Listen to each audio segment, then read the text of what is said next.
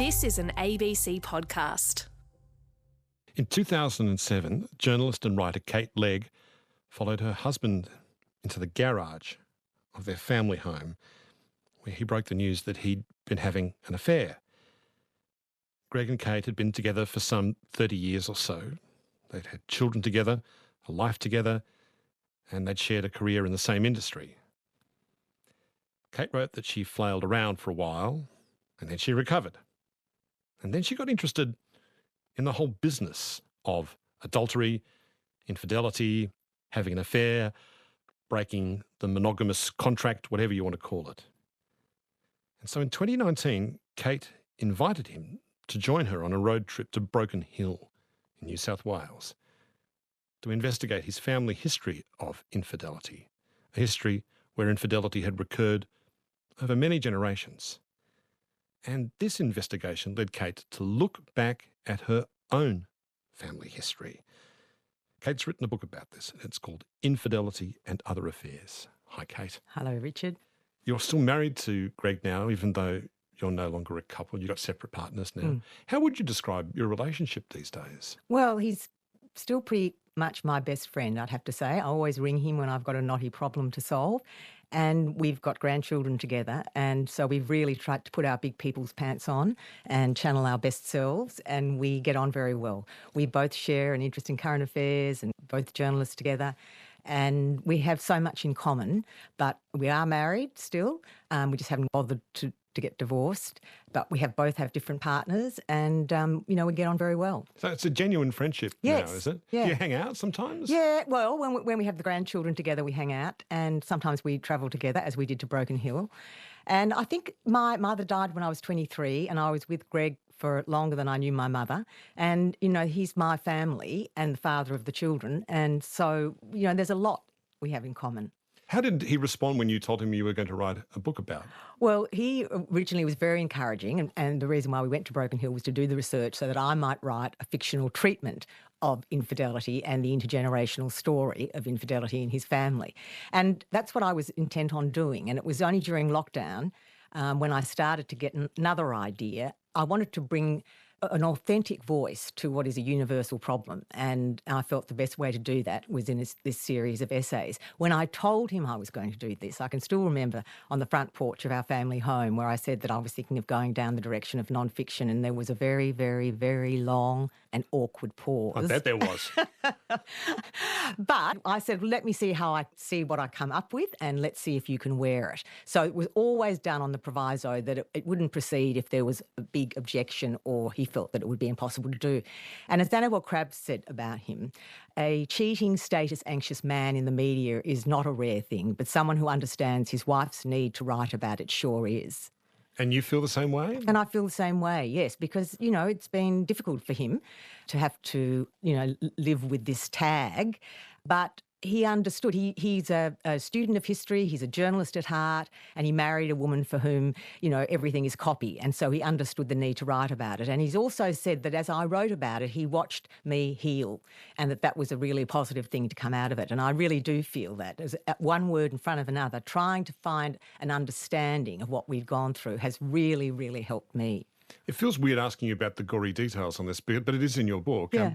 How did he put it to you? Did he explain why he was telling you this now when he told you he was having an affair in 2007? The first time he told me about it, he had to tell me about it because her husband had been sleuthing through their phone accounts and was going to tell me if my husband didn't. And so that was the reason why he called me out to the garage in the dun-coloured hue of dusk. And they're surrounded by the paint cans and the detritus of, hard rubbish. He dumped his own.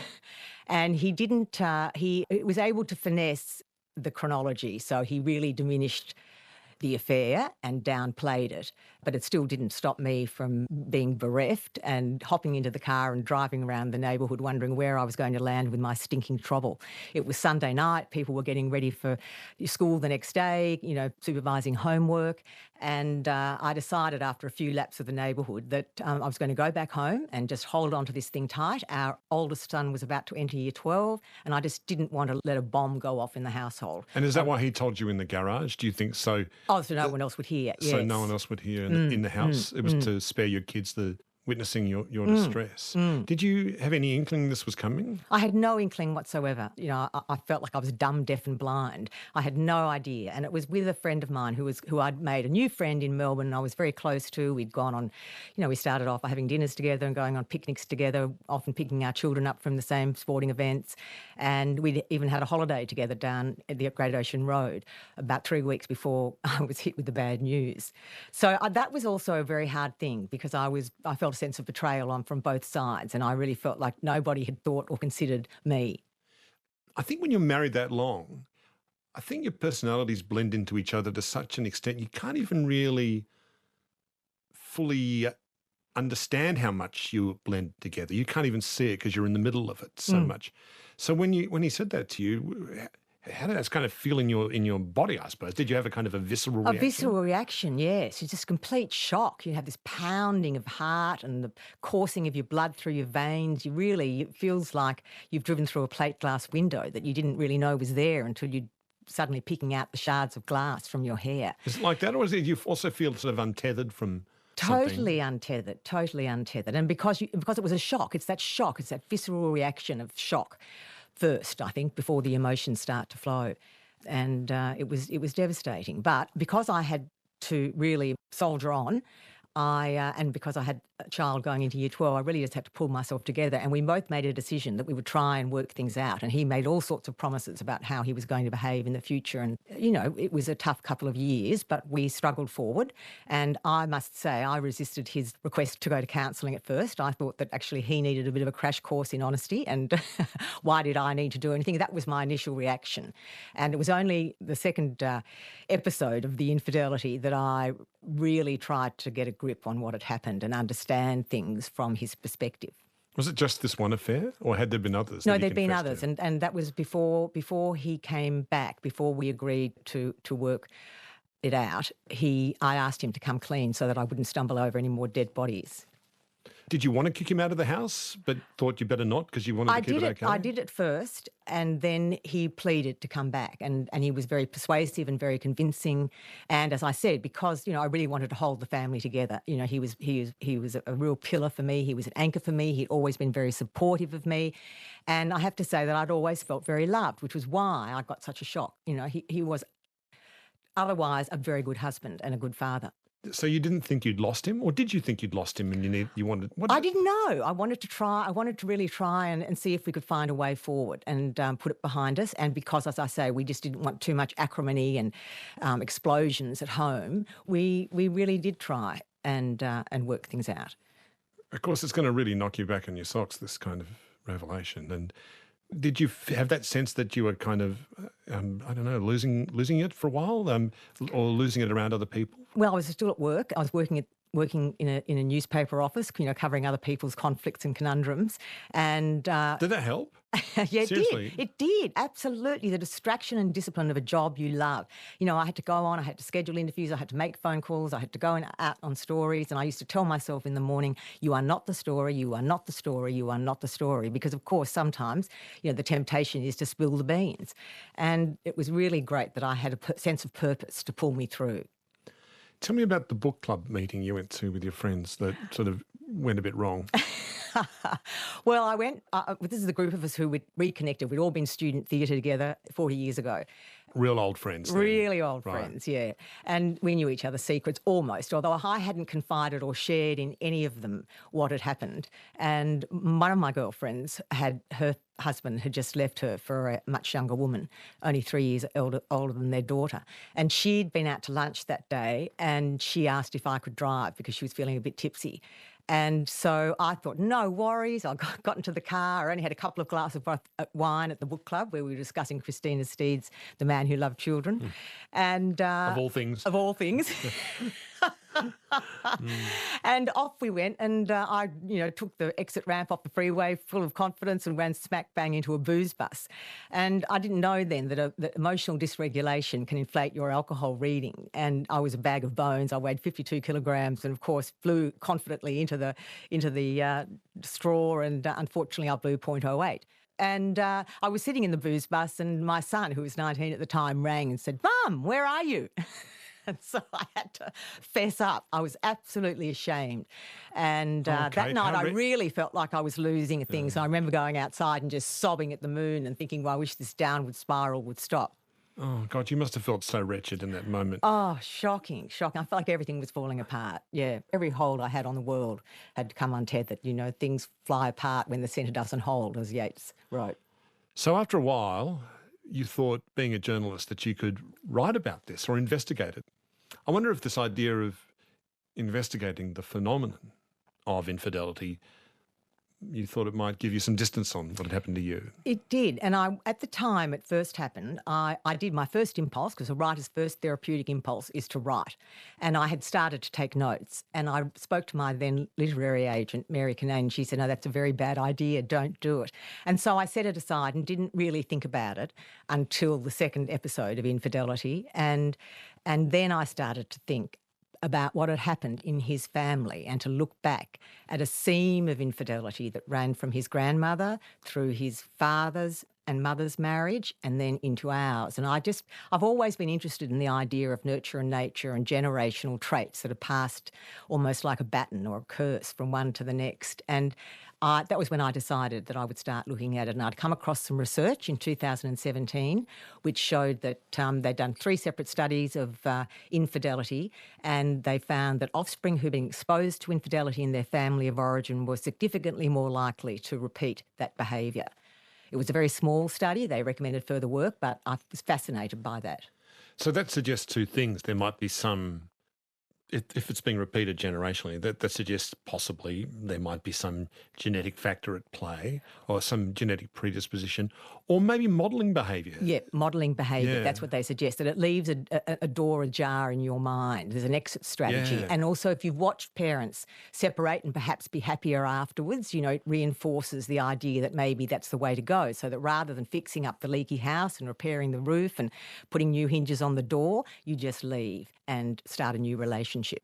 Look, I know there can't be a really good answer to this question, but I'm going to ask it anyway, Kate. Do we know how common infidelity is in modern marriage in Western societies? No. Look, all the surveys suggest, conservative estimates suggest that it happens in 25% of marriages. But, they're relying on surveys by people who are prone to massaging the truth, very often kidding themselves. So these and are willing very to step rubbery... forward and self-identify. Yeah, no one... Because it's secrecy is the, humidity crib for an affair. I mean, that's how it thrives. And it's also the excitement and the frisson of doing something behind someone's back and not telling anybody about it. And that's how they live. Now, it's commonly thought, and it's hard to raise this as an issue because you tend to get clobbered for saying this is a good thing, but it's commonly thought that men are more predisposed towards having multiple relationships with women, the ones that are heterosexual in any case, because of some kind of predisposition to spread the seed more widely. Where is biology? Where did you find the biology is on this, evolutionary biology? What are they saying? Is there truth to that? Well, I think that we all assume it's really a generalisation, it's a stereotype that that's what men are like. I don't think so. I think that there are as many women having affairs as there are men, and more so now than ever before, because women are financially independent. They no longer need, really, men to have children or to start a family. The freedoms and independence that have delivered to women over the last 20 or 30 years have freed them up to behave in a way, as much as men. And they get bored in marriages as well. I think there's less judgment now about having affairs, because of the rules have changed and there's so much more fluidity and in society generally. And if you read Sally Rooney's book on Conversations with Friends, she's very relaxed about it. There's not the same level of judgment that there would have been. And that was why, years and years. And, well, if you look at Marie Antoinette, who, for example, who apparently had an affair, and this new technology has unveiled redacted letters that she'd sent to her Swedish count, who she was having an affair with, because, in those days you faced penury, death. And if you look at all the women in literature who've had affairs, they all die at the end of the book, as a sort of final moral judgment. Anna Karenina, Madame Bovary, it doesn't end well.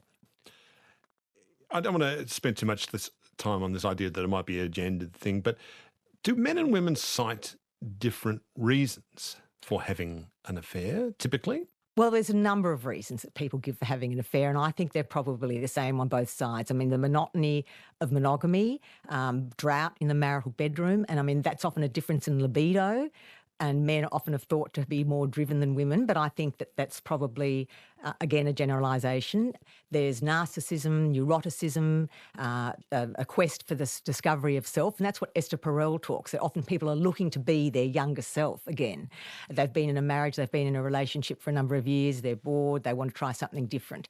Substance abuse, there's all sorts, impulsiveness, all sorts of reasons for rushing out and relieving yourself in this way. But there doesn't seem to be like a... I don't think it's a gender difference in that. I think that's very similar. I think But do they talk about different reasons for the estrangement, I wonder, in the first place? If there is an estrangement? In the marriage? Well, then again, there's some surveys which show a slight gender difference in that men describe sex as giving them emotional intimacy, and of course women want to talk much more and have their emotions recognised than men. I mean, I think it was Lionel Murphy who said to Malcolm Turnbull that men are seduced by their eyes and women are seduced by their ears, and I think that's very true. And women are often looking for that sort of emotional support, much more emotional intimacy, while men perhaps are more driven to find physical intimacy.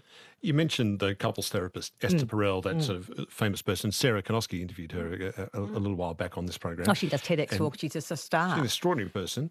Does she take a moral view of infidelity, or...? No, she's often accused of being pro-affair because she's got a very nuanced approach. So she wants to know what it did to one and what it meant to the other.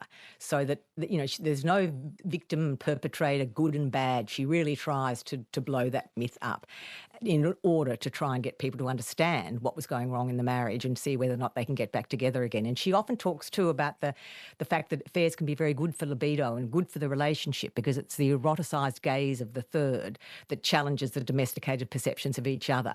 And so that can flick a switch often in a marriage. Then there's Dan Savage, the advice columnist in the United States, who is married and gay. Gay and monogamish. And monogamish, he says, monogamish. Yeah. What's his view on infidelity? I loved his view, and he understands, he says, look, people promise to be true, but sometimes they're not. Sometimes they stray. It does happen. And if it does, you shouldn't throw out the whole of the relationship. But you should save what you can, what the best of it can be. And honesty is really important. And I think that is crucial because that was the hardest thing for me, was the lack of trust. I mean, distrust is a hard burden to shift and a burdensome guilt to shoulder. I mean, it's a very difficult thing to get over. And I think that's the breakdown of trust often that is more damaging to the relationship because you turn into this super sleuth. I went from head in the clouds oblivion to suddenly, going trawling through everything, old diaries, documents, receipts. But Kate, in all honesty, would it have really been much better if he'd sat down and said, yes. I'm flirting with this woman, I think I'm going to have an affair with her? Yes, I think really, it would have. seriously? It would have really focused my attention on the problem at hand. And you see, I was probably too dismissive when he was trying to raise it as an issue, when he was trying to say that there were faults in our marriage, and I wasn't addressing them. But I think I always said to him that if you told me that that's what you were thinking of doing, my goodness, you would have got my attention. You quote that famous line of Tolstoy's, which he begins Anna Karenina with, which is, all happy families are alike, but unhappy families are unhappy in their own way. Why did you want to write about your own family in the light of what you discovered about Greg and his family? Well, I've always been fascinated by the darker side of love, I guess, as much as I am about the joy and wonder of love. And also as a journalist, you're fascinated by the grey areas between, fact and fiction. And I think that was probably what grabbed my attention what made me want to write about it. It starts with but your it's mother. all every affair is different too. Every affair is different. As Tolstoy said, he was talking about happy families and unhappy families. Yes, but when he begins that story, it's actually about a marriage that's been blown up by the husband's infidelity. Yeah. But I also love his line where he has Count Vronsky talking to the ambassador's wife when she says to him, she thinks that marriage is founded on reason are the happiest marriages. And he says, I think marriages founded on reason often crumble to dust because the passion that's so important in a relationship is ignored and will often appear later on. And the unalloyed truth of that comment really crawled over my skin because my husband and I had a wonderful relationship. And, the first night we met, we talked all night. And married 2 years later, I was actually in a relationship at the time I met my husband. And so the reason why we didn't go to bed that night was because I was very faithful and loyal and true. And I wouldn't have countenanced that sort of behaviour. But I think I feel sometimes that I'm dull and decent, and that the daring of love and lose all and that passion that Count Vronsky talked about is really important currency in any relationship, and it shouldn't be ignored. Yeah, but there's steadfastness too, which is not a very glamorous No. virtue, but it's a virtue nonetheless, isn't it? It is a virtue. It is a virtue, and I'm very much of that school of thought. It's like you're still here. I'm But being still there is something that's really good over time. Yeah, really important. And it depends what sort of values you place on family and holding family together. And as a journalist, I was really aware too that damage begets damage, and I didn't want, I really wanted to hold things together rather than having them blow apart. Just going back to your own, I'll come to Greg's story as well, but your own childhood was overshadowed by a really volatile mother. How was she with you when you were little, Kate? Yes, well, it was a very fraught household. My brother later suspected, we made a posthumous diagnosis that perhaps she had borderline personality disorder, which was why I was interested in looking at her. And what well, the symptoms of that are wild mood swings, inappropriate bursts of intense anger, feelings of chronic emptiness, irrational fears of abandonment and suicidal threats and behaviour. And we would encounter all those regularly in our home. We would hear her when we were coming home. If we heard her thumping the iron down on the ironing board or sweeping the front veranda, we knew they were the sort of our personal air raid sirens. And we knew we had to either go into the brace position, make ourselves scarce, or we'd be careening into her abyss. And was she violent with you? Well, yes, I suppose there was sort of an emotional abuse with me. And this was the other thing that really disturbed me about my mother, and I only learnt this 4 years ago. My brother came to me and told me that our uncle, before he died, had said to him that she had thrown me against the wall when I was a child. Now, I don't have any memory of that, but it was a very shocking thing to learn. And that was when I started to look more closely at her behaviour. So the sort of things that we remember, there's this famous car trip we went on. We'd been visiting friends of ours, farmers in the Western District near Warrnambool, and we were driving home in the car, and all of a sudden we heard her fraught sarcasm, which always put us on edge. And then she turned around, got lipstick out of her bag and just drew this face like a clown around her lips, and she was sobbing and distraught. And I mean, none of us remember what she was saying at the time, but it was just that emotional nakedness to seeing her blitzed, which I was too young then to understand the ravens pecking at her, but she had a very difficult life. She was a brilliant woman. She'd studied modern history at Oxford. She'd married my father, who was a historian. They were obviously drawn together by a love of mutual ideas and learning. And then he, of course, his career took off in academia, and he was a founding professor of history at Monash University. And Mum was sidelined, and not only sidelined in an era when there weren't opportunities for women, but she was also sidelined with a very difficult child at home. So I tried to look at her in the context of what I now knew about being a mother and the surrendering of self and how difficult that can be, and the resentments that you feel. And she was housebound with this child who was intellectually disabled at a time when there was very little support for parents raising children with emotional disturbances. And there's a writer who once wrote that motherhood is like a heavy winter coat. You have to wear it whatever the season. And I think she just found that's a good it. line. I like that a lot. It's a great line, and it really, because you can't take it off and you can't just discard. No matter how much you're sweating and how uncomfortable you are. No, and you can't take the children back to the desk at the RSPCA to surrender them. I mean, you just got to make do. And she did, but I think she felt utterly unfulfilled. And being at home, and my father was just, he graced the academic temples of reason, and reading their letters as I did when I was researching and going back and looking at who she was. Dad would be writing these wonderful, had been at an international conference and his paper had gone down well, and Mum was, her letter was about taking us all down to the beach during a Melbourne heat wave, and my younger brother punching children and have not being able to take her eyes off him and wondering why nobody ever wanted to come to our house. And I felt for her. I really felt I understood more of the demons that were tearing her apart and leading to this really quite fraught and emotional childhood. So, when we moved to Singapore, which we often went on sabbatical leave with my father, you'd think this would be a joyous occasion for her, but again, she was stuck in a sort of colonial house with which was sort of like Somerset Maugham, with plantation shutters on the window. We had staff, which we never had on an academic salary at home, obviously.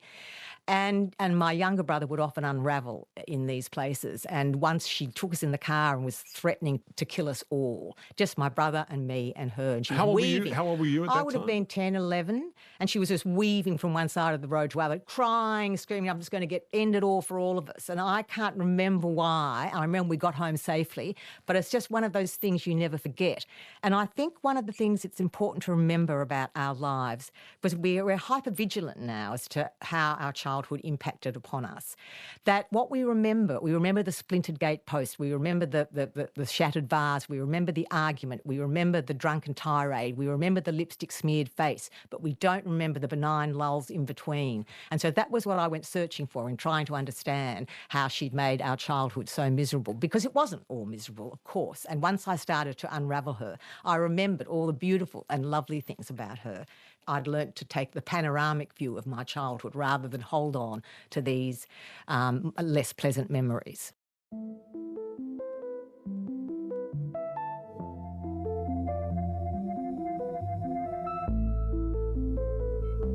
Podcast. Broadcast. This is Conversations with Richard Fidler. Hear more conversations anytime on the ABC Listen app.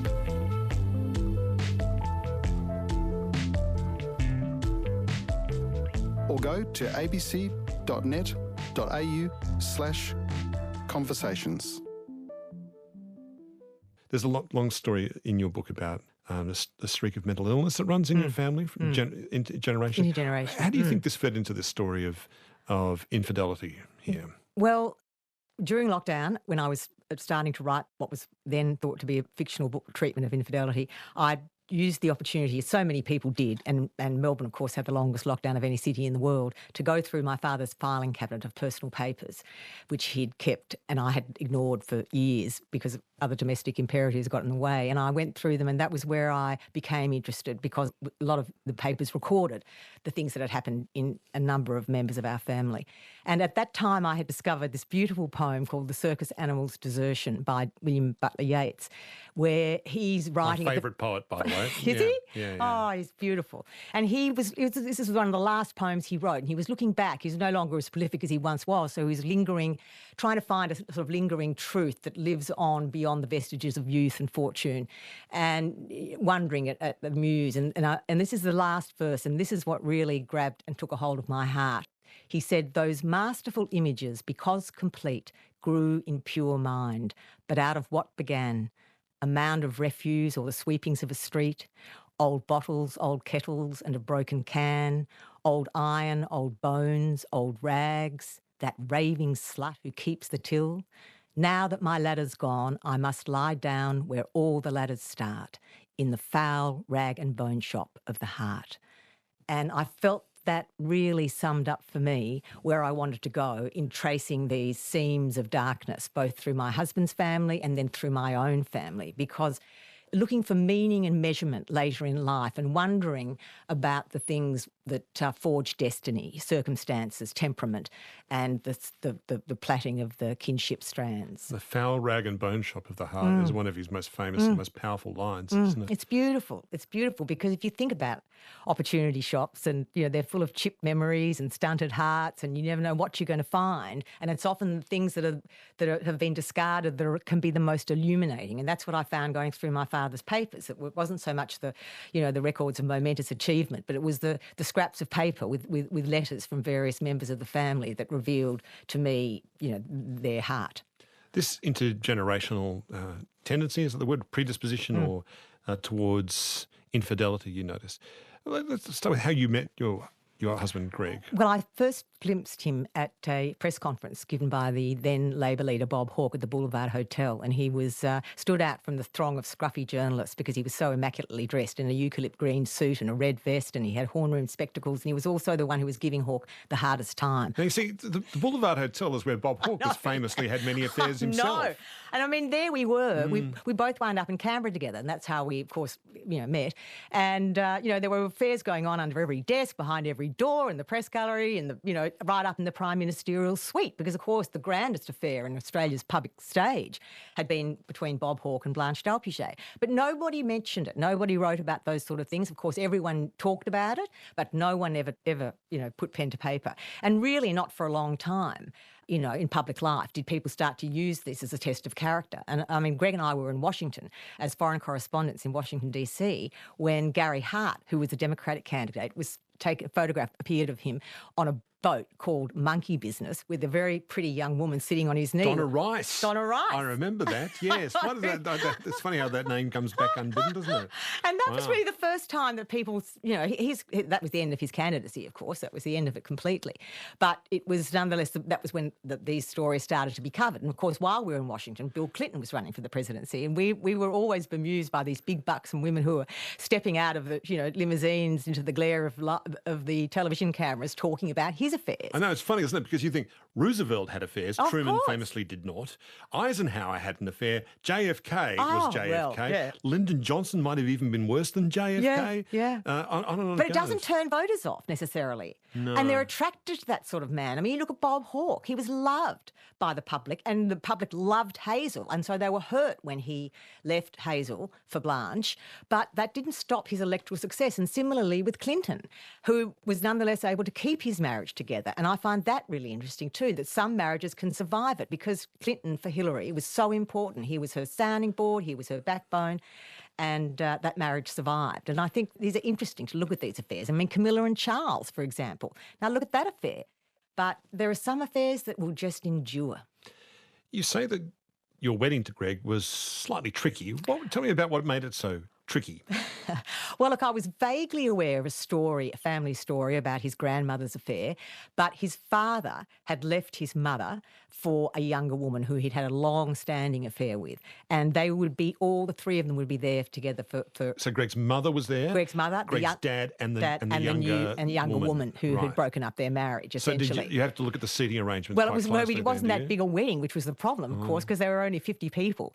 And so she brought her sisters along as Praetorian Guard. And, we managed. But I never thought that this would come home to visit me. At that stage, I thought those were relationships with problems that were nothing to do with me. I was launching a marriage here, and that we had all the hope and optimism in the world. Tell me how Greg's mother had found out that her husband, Colin, Greg's father, was having an affair Yes. with this younger woman. Well, she was a little bit like me, Molly, and I think she was too busy doing things to sort of pay much attention. She was also very tolerant. So he would often say he had to stay in town for business dinners, and she thought these would be lubricated by drink, and so that was probably a good decision. And then one day she rang his office and she said, hello, and they said, "Who can I speak to Colin?" They said, "Who should I say is speaking?" And she said, "It's his wife." And they said, "Oh, Luda, how nice to hear from you."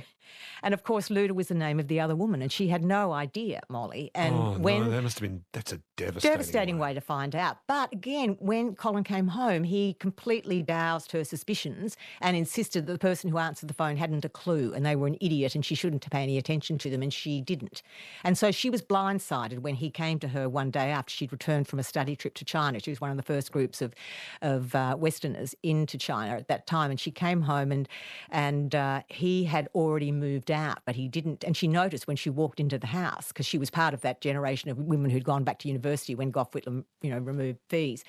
And she realised her desk had gone, and she thought, "Oh, where's the desk gone?" He said, "I had to take it back to the office." And then she looked around, because he was so impeccable with the fastidious in the way everything was kept in the house. She noticed that everything had been tidied up. Of course, he'd removed things to go. And he brought her in a cup of tea and a piece of toast and said, "I've moved out while you were away." And she was gobsmacked. She said, "Is there anyone else?" And he denied it, denied everything. And said no. But of course... What, even then? Even then. And she didn't twig to it until sometime later. She put everything together out of the line of sight and realised what had happened. And I'm just experiencing the... I don't know what I'm feeling at the moment, but I just feel sort of like, I don't know, this... Post-traumatic stress syndrome. This powerful sense of shame he must have had or not had. No, I don't know. well, not having. He wrote her this long letter explaining why he was going, and to the children as well. And absolutely, he uses Luda's full name. I'm going to Sydney with my business acquaintance, and we he'd also feigned impotency in the bedroom. And so he had no shame. But it was the lies that were so shameful, really. So that was your husband's father. Father.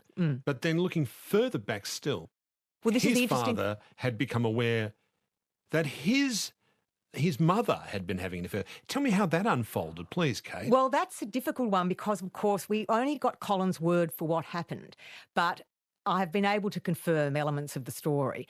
So he was 14 when his family, his parents had... This is Colin, who's Greg's dad, your husband's father. Yes, my husband's father. When he was 14. When he was 14, he accused his mother in front of his father of having an affair with the lodger who they'd taken in to give them some extra money. So I don't know It's whether... always the bloody lodger, isn't it? I know, isn't it? The unnamed lodger. I don't know whether he caught them in bed or whether he saw them too often together or whether he overheard gossip that they were dancing a hair's breadth apart. I'm not sure how he found out. But his father was furious, and his father was a very quiet, placid man, and he belted him with a belt. Colin? Colin's father belted him for voicing this suspicion that the mother was having an affair with the lodger. So Colin went to his father to say, I think... Yes, Mum's having an affair. Mum's having an affair. And he beat Colin the son for saying that. For saying that. And because the wife his mother denied it. And they booted him out of home. So at 14, he left Broken Hill and he didn't come back for decades. He left at 14? He left at 14. And again, it's that spirit, that's that real spunk and spirit. Without even a look over his shoulder, I think he just thought he was going to move on and do better things. He used to go and sit on Round Hill and mooch about city lights and think about getting out. I think he was the only one of his 7 siblings who left Broken Hill and made a life for himself in Melbourne and then later in Sydney. But so Greg's dad, Colin, left the house at 14. And he was outraged about the affair. That's the other thing that's interesting. He was outraged about his mother doing this to the family and doing it to the father. But it's a history of hearsay. So because there's no records, all I was able to rely on was the story you got, right? Yeah, it was the story I got, and also interviewing Colin's sister-in-law who married Colin's brother. This is where we need the whiteboard. She remembered going to the house and she remembered the story and she knew that that's what the story was. So Colin, your father-in-law, left home at 14 after his father beat him up for saying Mum's having an affair. What happened after he left? Did Colin's parents stay together? They stayed together, growing closer apart, that wonderful line from A.D. Hope. Closer apart. Closer apart. And, they had grandchildren and it was never mentioned, social protocol, just fenced off, rugged, emotional terrain, and no one revisited it, no one told it. And what about the border? What happened to him? He went to the war and was killed. And so they were, in a sense, they were able to repair that. There was no threat of the affair being resuscitated. And whether or not she had other affairs, of course, Colin wasn't there to announce them, so we don't know. But he carried this story like a deformed hump. He told his Molly before they married that this is what had happened. He told her the story. And they didn't invite the parents to the wedding. The parents didn't come to their wedding. And they only went back to Broken Hill together sometime later when they had children of their own. And Molly said she was expecting the most massive explosion, and it was just ignored. There wasn't ever any closeness between his mother and Colin, but they were able to have a civil relationship. So years later, when he was serving in Papua New Guinea, Colin got a letter from his father acknowledging, apparently, that Colin had told the truth. He was right in sort of trying to repair some of the damage that had been done in that fit of pique when he'd thrashed him and kicked him out of the house. And then some years after that, when Colin's mother died, she bequeathed him a box. And when he opened the box, there was a note from his mother, late mother, who was no longer there. A note to whom? To Colin. And all she said was, on this piece of paper, Colin, I always loved Roy. Roy was the lodger. And so it was this, she had the last word, and he, I think, was devastated, A, that she'd had the last word, but B, that he had destroyed, her one moment of pleasure. And I wonder whether or not that hardened his desire to leave once he had found this purple passion, whether it steeled his decision to go because he could see the chances. He was too young to understand the compromise of marital fatigue when he was 14 years old. All he could see was the disloyalty and the betrayal of his father. But once he'd married and, become entranced with this younger woman, Luda, he was ready to move on and ready to go. So you found out then there'd been intergenerational infidelity over 4 generations in his family. 4 generations. Again, this brings us back to the whole issue of what predisposes a generation after generation towards this, or is this just coincidence? Have you arrived at some kind of a theory on this, Kate? Some thought on where this, what this is? I think it's a combination of nature and nurture. I do think that there is something to be said for this neuro research looking at the reward circuitry of the brain. And I think it's also this idea that once you've been exposed to an affair in your family of origin, it does just leave that door ajar. So I think it's a combination of both. And one of the things that I found from this deep dive into each generation was that there was similarities, personality traits that were shared between my husband's grandmother, his father, himself, and the fourth generation of infidelity. So that they are immensely sociable, absolutely driven in pursuit of goals, determined to achieve. Nothing gets in their way. They're both profligate and generous. They're very concerned with the cut of their clothes. There were just certain elements of their personality that made me suspect that they were unable to restrain the desire for personal gratification, that could be an element in what leads people astray. Sometimes I've noticed in people like Bill Clinton, I recognise a trait, and I've seen this in other men. I think they're very used to pleasing other people. They grow up, they learn how to be pleasing to other people. Bill Clinton is certainly like that. That's why he was such a successful politician. And I think there's something in the back of his mind that tells him, I've been a good boy for everyone and I deserve a treat. Yeah.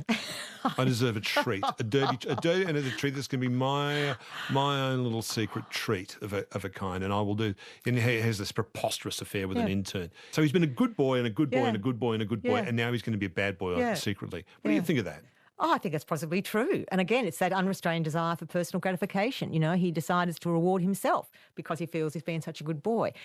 Again, I think because it hadn't tripped him up before, he'd been able to successfully skate through his presidential bid, even though these stories about his cheating came out. His wife stood beside him and he risked everything, really, didn't he, for the coin of Lewinsky's touch. He risked his marriage, he risked the devotion of his daughter, he risked the presidency.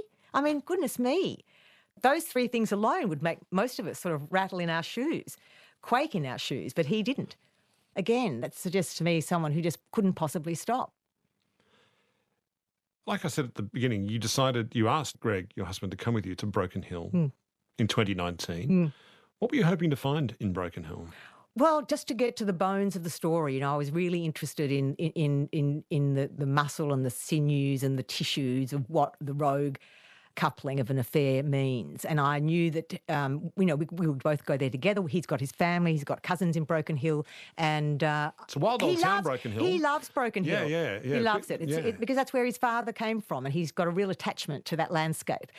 You know, visceral attachment to that landscape from having visited there. It's a lively town. I've been a couple of times, and in Broken Hill you have some pretty interesting conversations. It's it's like Kalgoorlie. It's one of those big old mining towns where certain, there's a feeling that what goes on tour stays on tour in a town like that. And it's a blokey town. Yeah, it's a mining town. It's a one-trick mining town, I think, and that probably encourages some of that behaviour. It is a bit of a frontier land.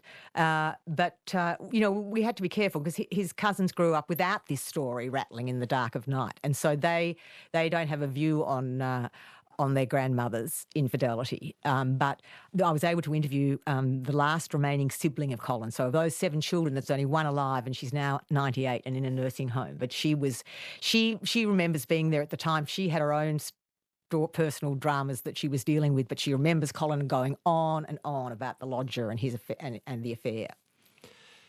Forgiveness. Forgiveness. So important. Yeah? Yeah. Forgiveness and acceptance, I've just realised that they're such healing things. I mean, acrimony, suspicion, anger, they're such nasty, violent emotions. And if you can get to a place of forgiveness and acceptance... That's really hard though, isn't it?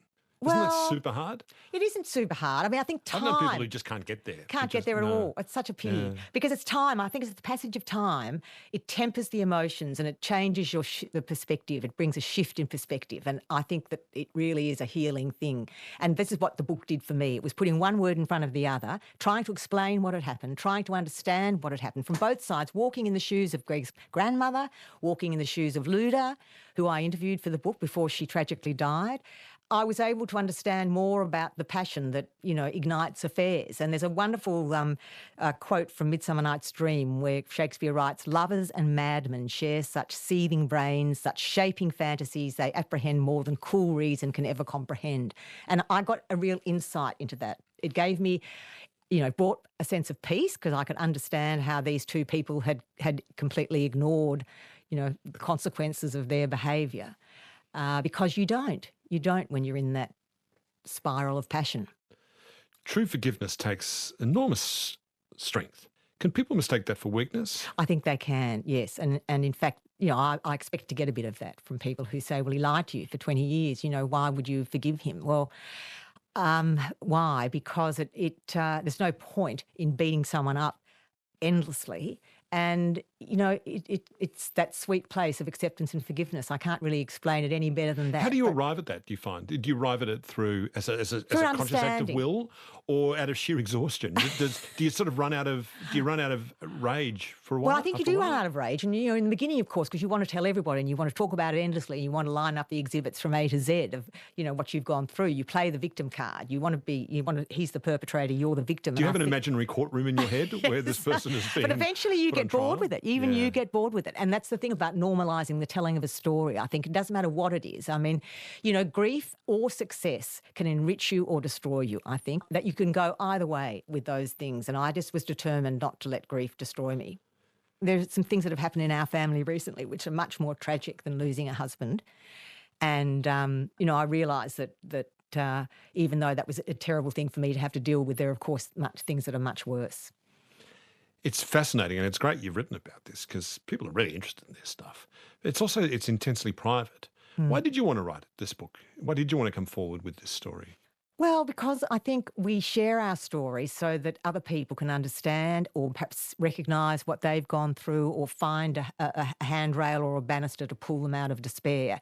And I've always found that in my journalism, the people who have fascinated me most are the people who come to forgiveness.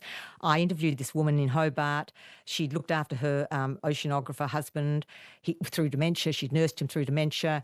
And he used to work for the Defence Department, so there were boxes and boxes of his stuff in the garage. Garages are fascinating places, Richard. So much happens in them, obviously. Don't ever go into the garage. That's one lesson. Exactly. That's one lesson from your book. Don't ever go into that garage. You won't like what you find out in that garage. It's definitely a place to be avoided. And she sat there all day in this wintry Hobart day, going through the boxes and shredding a lot of material. And she got to the very last box at dusk on a cold wintry day, and it was full of the letters and the correspondence that he'd written with his numerous mistresses and lovers throughout his life. And she had to sit there and read it on her own. She had no one to rail against because he had passed. She sat up all night, she said, in her clothes. She drank a glass of whiskey. And then the next morning, she wrote a letter to one of the women who had the most longest and intense relationship with her husband in an attempt to understand a side of this man that she'd never known. And that's how she got to a place of forgiveness. And telling her story helped me to get to a place of acceptance. And she made the approach to me to talk about this because she had read a story I'd written about first wives who had left their husbands because their husbands had been unfaithful. And when their husbands got terminally ill, they came back to look after them. It seems like there's two conflicting desires here. One is the deliciousness of a wicked secret. And then there's this profound desire to live in truth that sort of meet each other and clash and collide here. What do you think about all that, Kate? The deliciousness of the secret, and then there's that part of the attraction of the affair that it's this secret, but then there's the necessity to live in truth. I know, and I prefer to live in truth, and that's what also drove me in looking at what had happened to see is. You can never get to the truth. There's your version, my version, and then there's the truth, of course. But you can get as close as you can to understanding. And I guess that's what I wanted, and that's why I wrote the book, to get as close as I could to understanding more about these relationships which are so commonplace, which happen everywhere, happening all the time. There'll be people in this studio and behind us who will be having affairs, but they don't talk about it because of the secrecy. And this was an attempt to flush out, I guess, and to get people talking about it so that maybe, for example, that they could read Dan Savage and recognise the value of honesty and say salvaging the best of the relationship. So it was really a voyage of discovery, but also a voyage of trying to bring other people on board and to see if they could find some light and not heat. And I wonder if it's a letter to your old self as well, because now you're in a relationship with someone else entirely. And I wonder if that person you are now, the person you were then, back in 2007, will be astonished by the person you are now and the way you live now. Yeah, possibly.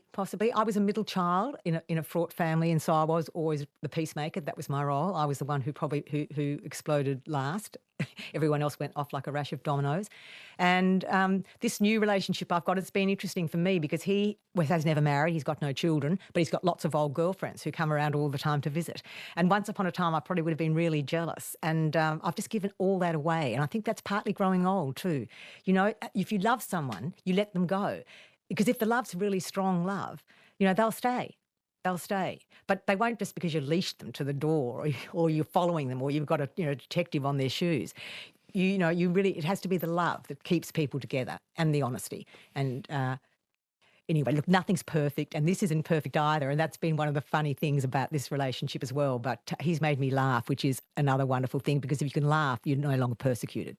I don't know, there's the old KGB trick, dust their shoes with radium powder so you can figure out where they've gone with a Geiger counter. Oh, look, I was, despite being a good journalist, I was never a very good sleuth when it came to that. I mean, I had to be tipped off by somebody else. Kate, it's a completely fascinating story. Thank you so much. It's been really great speaking with you. Thank you once again. Thank you, Richard. It's been lovely. Kate Legge's book is called Infidelity and Other Affairs. I'm Richard Feidler. Thanks for listening.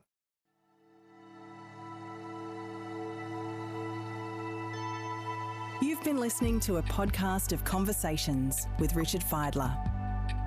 For more Conversations interviews, please go to the website abc.net.au/conversations.